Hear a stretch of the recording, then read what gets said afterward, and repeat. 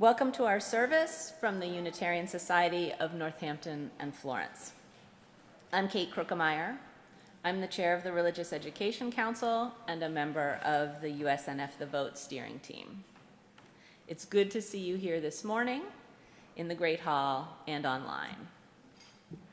Thank you to everyone who's helping make the service happen this morning, so many people. If you are new or returning after a time away, we're very glad you're here. Feel free to fill out a blue welcome card, which you can put in the offering plate later in the service. There is also an online version that you'll find through the link in the chat. We'll put you on our email list so you can receive information about all our activities. We strive to be a congregation that welcomes people of all ages, races, religious beliefs, backgrounds, sexual orientations, gender identities, and abilities. We belong to the Unitarian Universalist Association of Congregations, and we are guided and inspired by its values and principles. Our values and principles move us to remember that we in Northampton inhabit unceded land of the Pecumtuck and Nipmuc peoples. They remind us to acknowledge our responsibility to face the legacies of dispossession and systemic racism that are part of our collective history, even as we also affirm and celebrate the legacies of work for peace and justice that inspire us. We're here to celebrate, to reflect, and to support one another in sustaining hope and upholding our values. If you are on Zoom, we ask that you please keep your videos off except during the greeting. And if you're in the Great Hall, thank you for wearing a mask. For families, classes are happening for crawling babies through 8th graders. Early childhood and middle school classes, that's 5th to 8th grade, now start downstairs. Kindergartners through 5th graders start in the Great Hall and go downstairs together after the story. This afternoon, everyone is invited to help rake leaves in East Hampton and Florence from 1 to 3 p.m. You reach out to Jessica Harwood for more information. And now, we'll begin our service.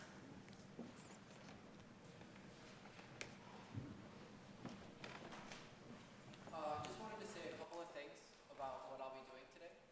So you might hear some sounds that you're not familiar with traditionally on the clarinet, and it's called a klezmer. I'll be playing a bunch of different types of ornamentations and things that my people call corrects, which are like the notes between the notes, which are just these inflections all relating and stemming back from the cantorial services, from the Hebrew. So in this first piece, Generation of Hope, that I'm playing, Ava Wasserman is a Jewish colleague of mine, and she lives in Israel, and she wrote this piece after a terrorist attack on my people and our people. And in this, she wrote it in the tradition of the traditional clarinet, the classical traditional clarinet. But I spoke with her, and she has graciously allowed me to add in the klezmer style into this playing because it seemed very fitting. So I hope you enjoy.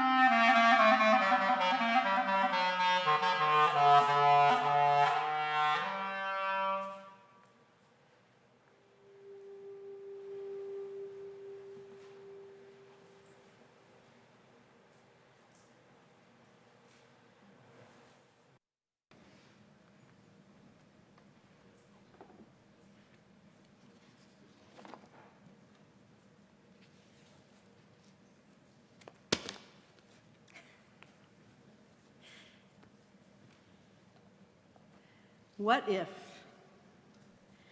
What if all the dragons in our lives are princesses who are only waiting to see us act just once with beauty and courage? What if everything that frightens us is, in its essence, something helpless that wants our love?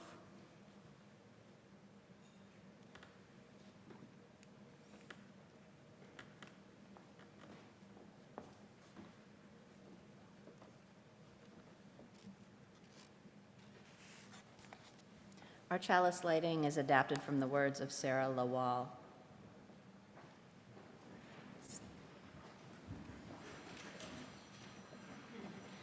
Out of the flames of fear and scrutiny, we rise with courage of our deepest convictions to proclaim our faith, to stand for justice, inclusion, and peace, to heal a fractured and hurting world.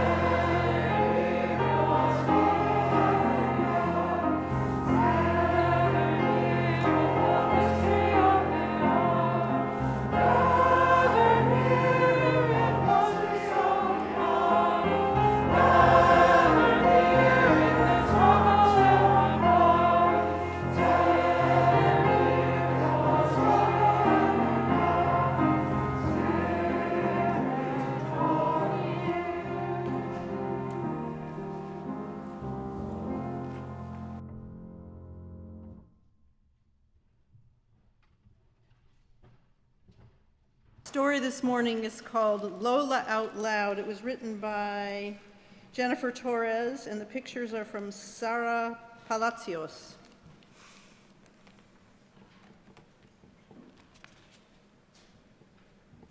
There we go.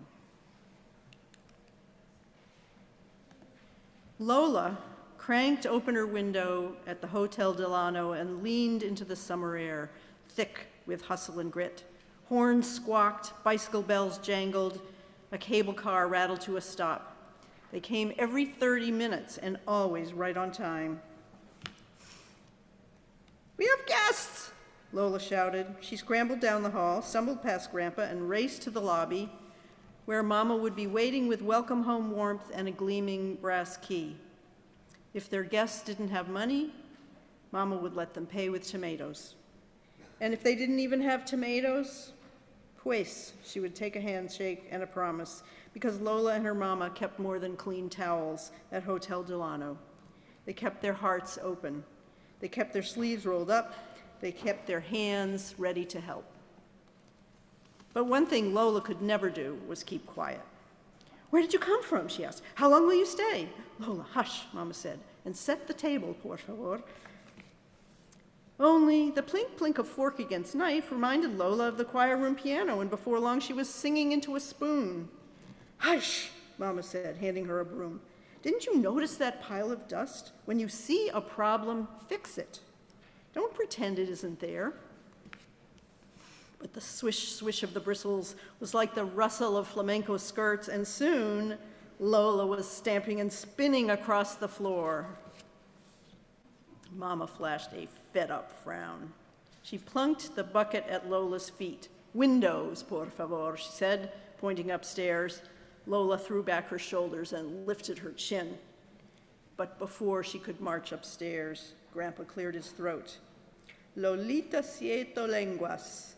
he teased. Little Lola, 7 tongues, all fighting to be heard. For now, you must keep quiet. Only don't forget, he leaned in closer. Sometimes one strong word is just what we need. Lola wished she could bite all 7 of those wild tongues. They gave her nothing but trouble, and now they'd gotten her stuck upstairs. There was no one to talk to but the nightstand, not a sound but the clicking of the clock, until on the street below, another cable car squealed. Every 30 minutes, right on time. Off, the conductor barked. No fare, no ride. 2 more workers, this time a woman and also a girl. 2 satchels tumbled off the car behind them. They trudged up the street as the cable car joggled away. No fare? Lola thought with a how dare he huff. No fare. Only she didn't just think it, she said it out loud. From downstairs came Mama's better watch it warning, Lola. So Lola kept quiet, but she couldn't look away. Where had they come from? Where would they stay? She leaned out the window. Wait, she shouted. The girl looked up. Lola ducked inside. They needed help, and Lola had nothing, just 7 tongues gone still and silent. She wrung out her rag. Then she remembered Grandpa's words. Sometimes, he had said, one strong voice is just what we need. A take-a-chance twinkle lit up her eyes. She had 7 tongues all fighting to be heard. She ran downstairs. Her steps were as sure as any she had ever danced. She pounded on the guest room doors. Vamos, while we still can catch up. Her voice was as clear as any note she ever sang in the choir room or the kitchen. She darted down the hall, straight into Mama. Here we go again, hush hovered on Mama's tongue, but Lola's was quicker. She explained what she had seen, the conductor in the cable car, another Mama, another girl. If you see a problem, fix it, Lola burst out. Don't pretend it isn't there. Mama opened her mouth. Not hush this time, but hurry. She flew to the kitchen, set 2 more places at the table. The guests marched after Lola. Grandpa called out from the door. Can one brave voice lead the way? Sí, se puede, Lola shouted years later, loud as 7 tongues all cheering. Yes, it can. Her heart was open, her sleeves were rolled up, her hands were ready to help.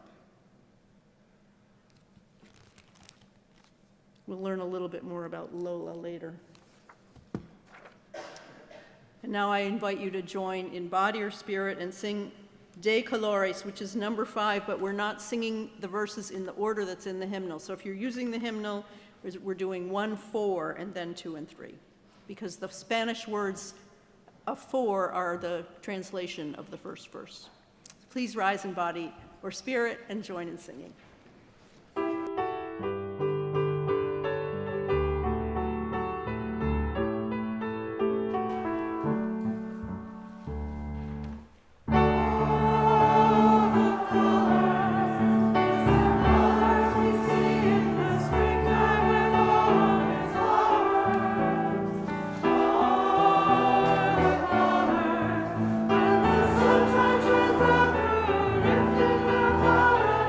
color,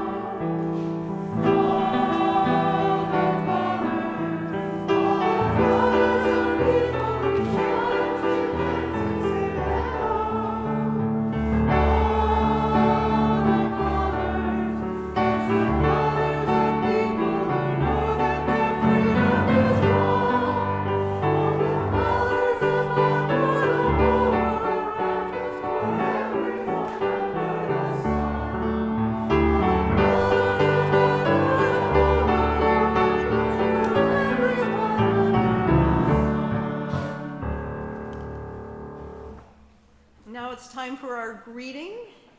You can turn first and wave to everyone on our 50 screens. So there's probably 60 people watching from home. And then you can turn and say hello to your neighbor. Hello, everyone. Good to see you all. There's so many of you here. It's wonderful to see you all. Who's that? Hi, Bill. Hi, Catherine. John and Gail, Barbara, Amy, Julie, Marlisa, good to see you. Rick, good to see you. Steve, Larry Perellis, good to see you. Alice Subers, it's great to see you. Catherine, Amy, Alice Shearer, nice to see you. No bell, Alice. Sally Weiss, Gail, good to see you. So many people here. Justina, nice to have you with us. The Kruckemeyer family. Sally, Peg, Andy, Cheryl, Peggy, great to see you all.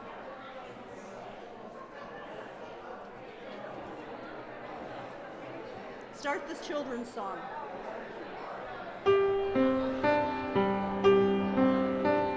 And now it's time for everyone who's going to religious education to leave us, and we will sing you out.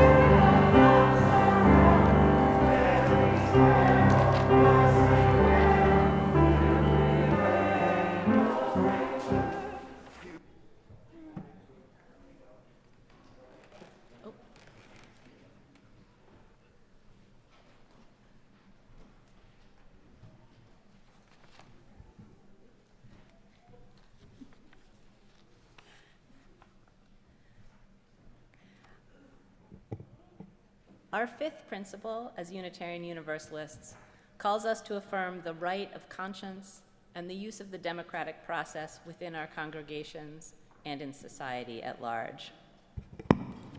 Thank you. I will say that when I joined the Unitarian Society of Northampton and Florence, I thought of this principle as a bit of weak tea. I grew up going to Quaker meeting and attending summer camps in the Quaker tradition, where meeting for business requires consensus. After the invigorating and sometimes interminable process of coming to consensus, mere democracy seemed to me like an easy out, a win-lose response to our need for human connection in decision-making. Let me say for the record that this is not how I feel about the democratic process right now, both because today it needs defending around the world, and also because I have indeed found democracy, the struggle for it and to protect it, to be a vehicle for human connection. Reverend Bush asked me to speak today about what I've been doing for democracy, hoping that I might lend a little inspiration and hope. In her book, We Do This Till We Free Us, abolitionist organizer Mariame Kaba posits that hope is not an emotion, not something we merely feel, but rather, as she says, that hope is a discipline and that we have to practice it every day. I love this framing. Hope is a discipline. Hope is something we make and that we must practice. For me, hope is both individual and communal work, and the two reinforce each other. So, I could tell you about what actions I've taken leading up to the election, or I could talk about the networks I'm building for myself, but in reality, those two are intertwined. They make each other possible. I started postcarding with 3 friends in January 2018, leading up to our last midterm elections. This year, I wanted to push myself a little farther. It turns out that the best deal on Reclaim Our Vote postcards is if you order 4,000 cards at once. So, I challenged those 3 friends to do 1,000 each. I put card 780 in the mailbox yesterday.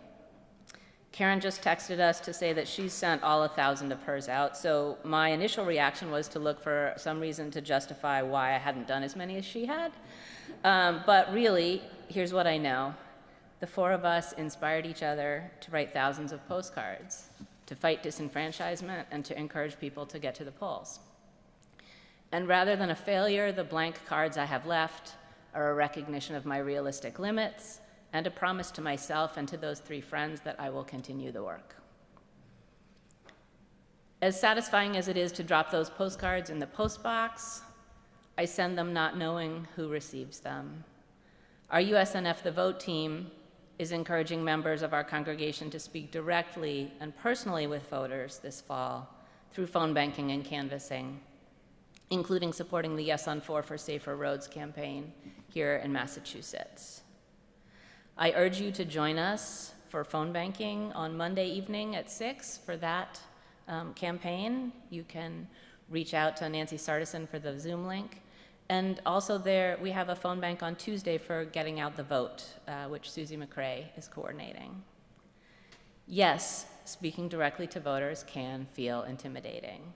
We worry we won't be the perfect spokesman for a cause. But these, my friends, are opportunities to give hope and to gain hope. Personally, I rarely did things like canvass or phone bank before 2017. 3 days after the 2016 election, a friend told me about the application deadline for a program called Emerge Massachusetts, which trains Democratic women to run for office. No, I haven't run for office yet, but I learned through Emerge that all the parts of the process, are doable by regular human beings, including me. I started phone banking and canvassing on behalf of my Emerge sisters, and then for people in my town whose campaigns inspired me. Last year, I volunteered for a new city council candidate in my town who I knew could make a big difference. It was mostly a joy to talk with the people I met on the doors. One man I canvassed in downtown Holyoke hugged me because he said he had never seen a white person campaigning for a Puerto Rican candidate. He told me it gave him hope, and he promised me he would vote. My candidate got elected. There's no local election this year, but now I'm trying to make it a practice to reach out to my candidate regularly on the issues we both care about, and also just to say that I see the hard work that he's doing, and I appreciate it. I'm making it my practice to try to support his efforts, his sense of hope, just as his work supports mine, because I believe that hope is a discipline we practice together. There are other networks, both formal and informal, that sustain me in this work. Some of you have heard me talk about my accountability group, which began in the early days of the pandemic, when a friend put out an online call for other white women who would help hold her to her commitment to anti-racist action. We continue to meet weekly in virtual space. Closer to home, a different handful of people I met in a short-lived book group has become my emotional rapid response team anytime local politics becomes just too infuriating. It's a lot. This year I'm doing one new thing for democracy.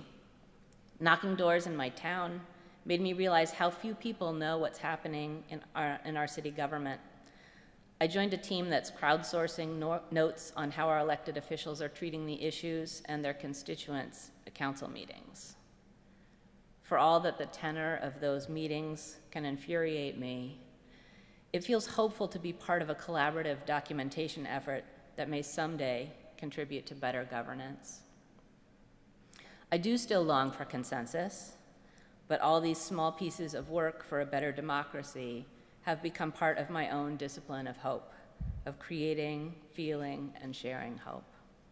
So, how am I feeling about phone banking tomorrow? A little nervous, as always. Maybe I'm secretly hoping that something will come up to call it off. But knowing that once I start the work, I'll be engaged with it and with the other people there. Maybe you'll be one of them. Hope is a discipline. We have to practice it every day.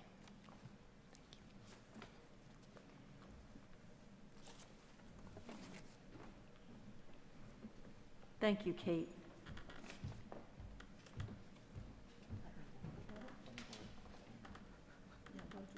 I'll try not to.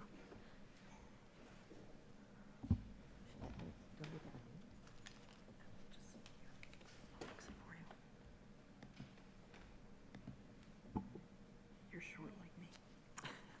But not as short.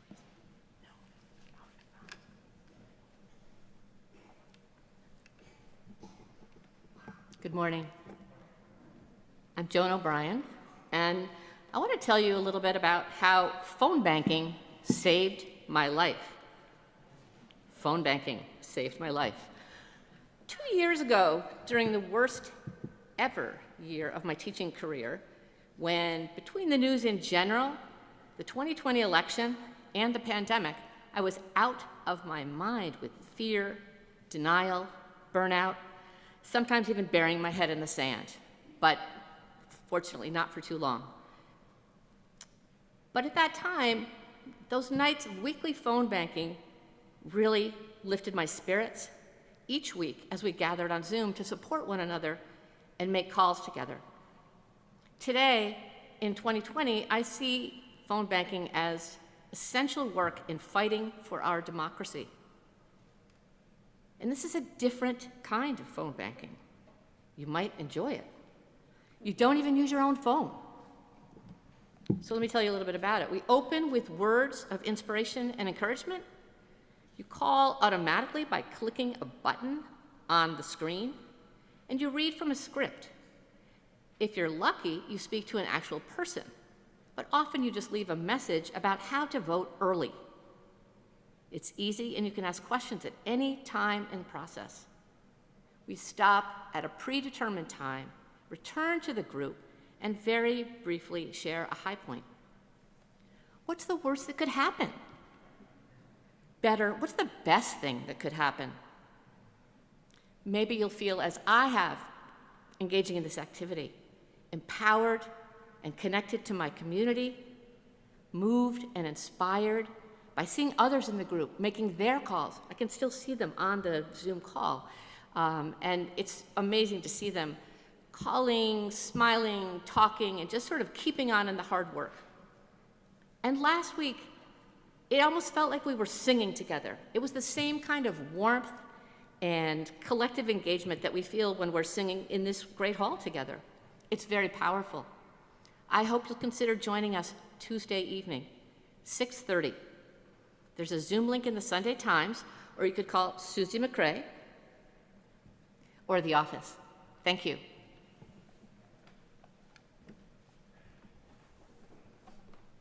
And as Kate said, you can phone bank for Yes on 4 Monday night.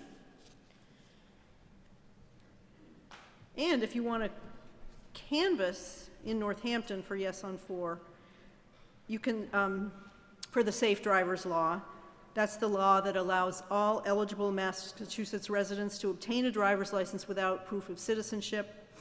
You can join Representative Lindsay Sabadosa next Sunday at her office at 11. You might skip the service, or you might leave early, and if there are enough of you, we might even sing you out. All of the forms of generosity, our time, our energy, our financial resources, make what we do possible. And the funds we donate on Sunday morning help us support organizations and movements in the greater community. Half the proceeds of what we collect on Sundays support our operating budget, and the other half are shared outside our walls with organizations that have been proposed by members of the congregation and then selected by our coordinating council. And this week, we're highlighting the Center for New Americans, which has locations in Northampton and Amherst.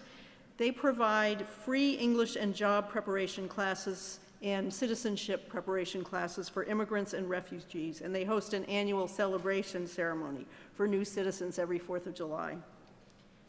Our son Dan was overseas when his wife, Sarisa, first came here from the Philippines in 2013 with And she and our two granddaughters, her daughters, lived with us for several months. Teresa was homesick and scared, and that class that she took at the center was an experience that got her out into the community. She met other people who were new to this country, and she found encouragement and support. And I have been an admirer and a supporter of the Center for New Americans ever since. So I'm glad it's one of the organizations that will benefit from our generosity over the next few months. You can mail in a check, you can donate online, you can put your contribution in one of the plates that the ushers will pass. What we do really does make a difference. And the offering will now be given and very gratefully received.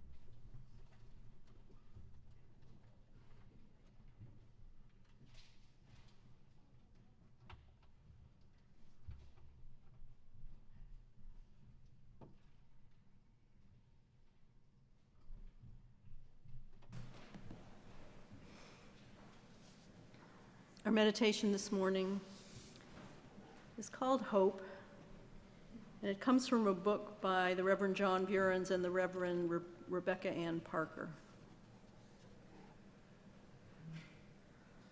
Hope rises.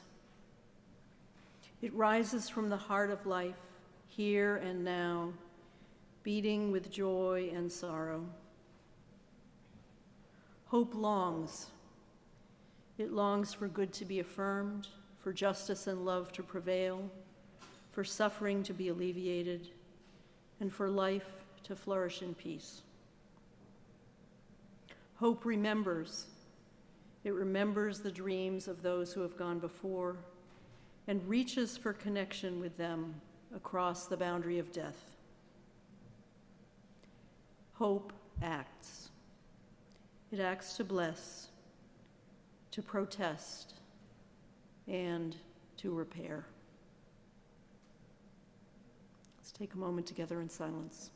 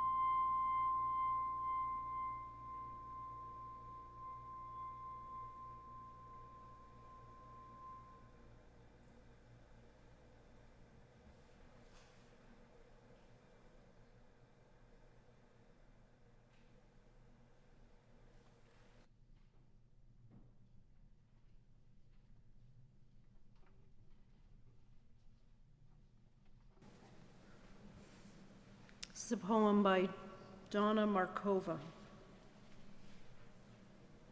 I will not die an unlived life. I will not live in fear of falling or catching fire. I choose to inhabit my days, to allow my living to open me, to make me less afraid, more accessible, to loosen my heart until it becomes a wing, a torch, a promise. I choose to risk my significance, to live so that that which came to me as seed goes to the next as blossom, and that which came to me as blossom goes to the next as fruit. I invite you to rise in body or spirit now and join in singing hymn number 95, There Is More Love Somewhere.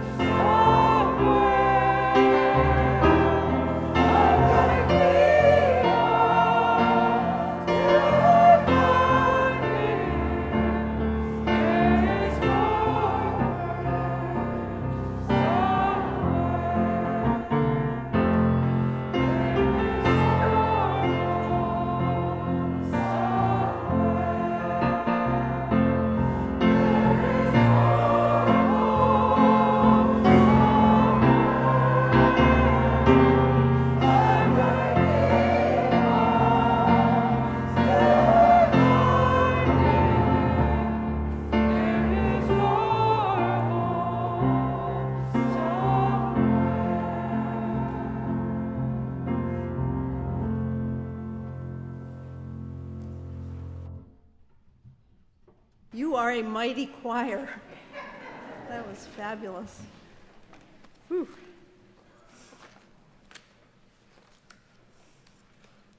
So as I said earlier, the little girl in this morning's story grew up to be a woman named Dolores Huerta, who was someone who had the courage of her convictions and was one of the founders, along with Cesar Chavez, of the National Farm Workers Union back in the 60s. She spoke truth to power, and she had brilliant organizing skills. And she fought for farm workers' rights and later for protections and greater rights for all workers. She was a female pioneer in an arena that was dominated by men. And at one point, she wrote to Chavez saying, "Being a now experienced lobbyist, I am able to speak on a man-to-man basis with other lobbyists." She met Gloria Steinem while she was in New York running the first national boycott of California grapes. If you're old enough, you might remember that. And they found a common bond. After that, she began to challenge gender discrimination within the farm workers movement and insist that women's work be recognized and women's voices be heard. Her mother had, in fact, run a restaurant and hotel in Stockton, California, and her mother had, in fact, treated the guests with compassion. Huerta credited her mother's example as a major inspiration for the work she did. A work that at the age of 89, she continues to do through her foundation, the Dolores Huerta Foundation. In an interview in 1974, someone asked if she was ever unsure of herself, and she said, "Of course. I've been afraid about everything until I did it. I started out every time not knowing what I was to do, and I was scared to death." But that voice in Donna Markova's poem could be her voice. I will not live an unlived life. I will not live in fear.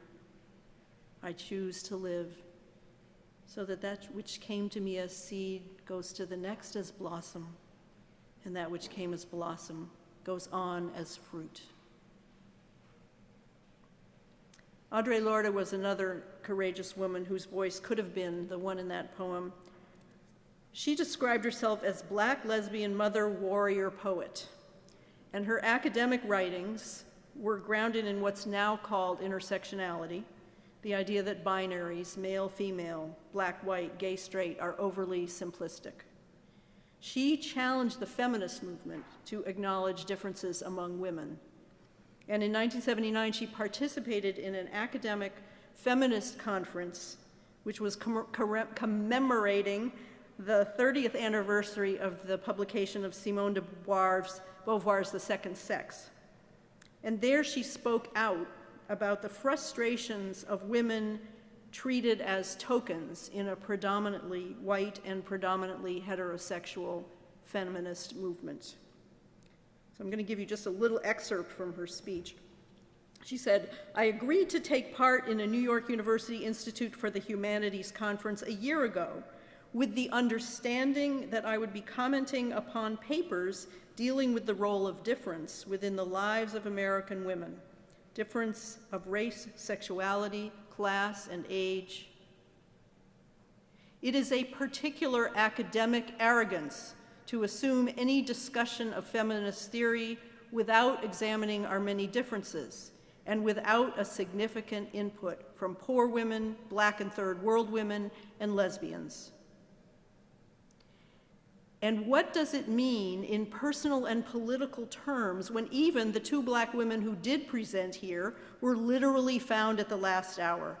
What does it mean when the tools of a racist patriarchy are used to examine the fruits of that same patriarchy? It means that only the most narrow perimeters of change are possible and allowable." So that was 1979, and it was a powerful and very influential speech, which was later published as an essay that she titled, "The Master's Tools Will Never Dismantle the Master's House." You may have heard that expression. That comes from Audre Lorde. She challenged and inspired women's studies courses, programs, and conferences to expand their vision. Was she afraid? Was she afraid in the 1980s when she was serving as a visiting professor at a German university and became one of the leaders in the new Afro-German movement? She said, "When I dare to be powerful, to use my strength in the service of my vision, then it becomes less and less important whether I'm afraid." So when you need courage, where does it come from? Joan and Kate both talked about where they get courage and where they get hope.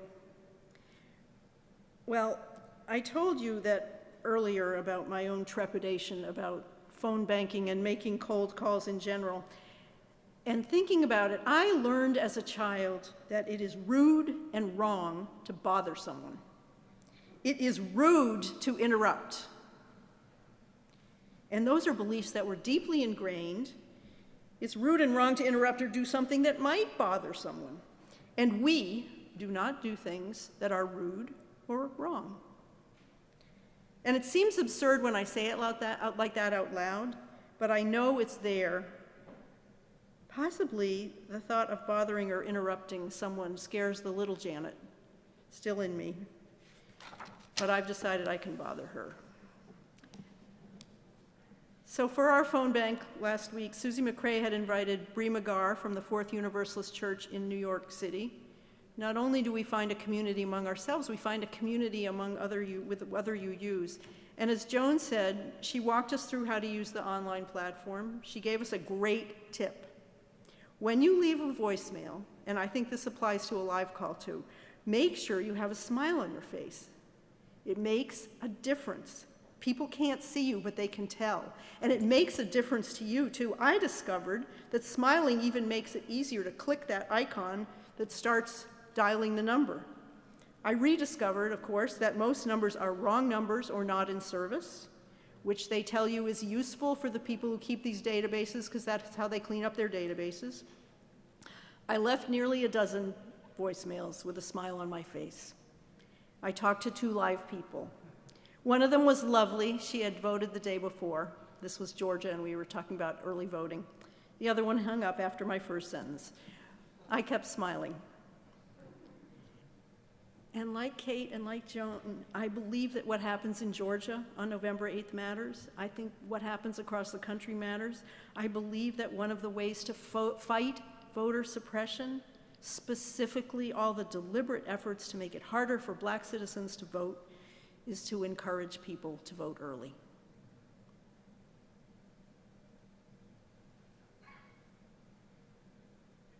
What if, as the poet Rilke suggested, we could envision the dragons in our lives as princesses, waiting to see us act with beauty and courage?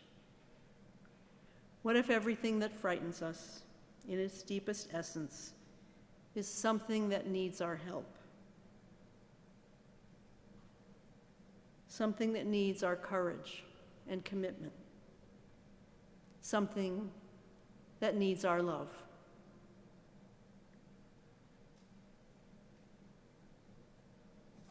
Please join now.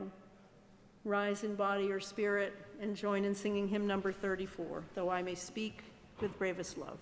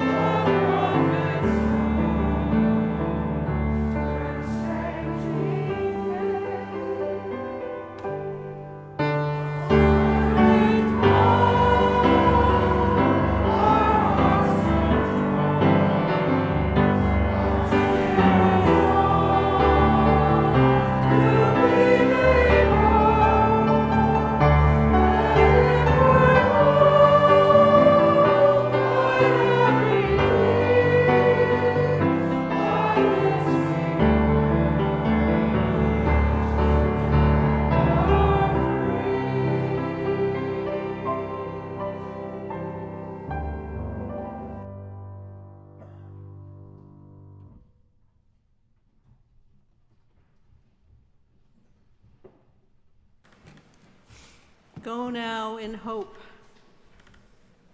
Go with hope that rises, that longs, that remembers, and that acts. And go in peace.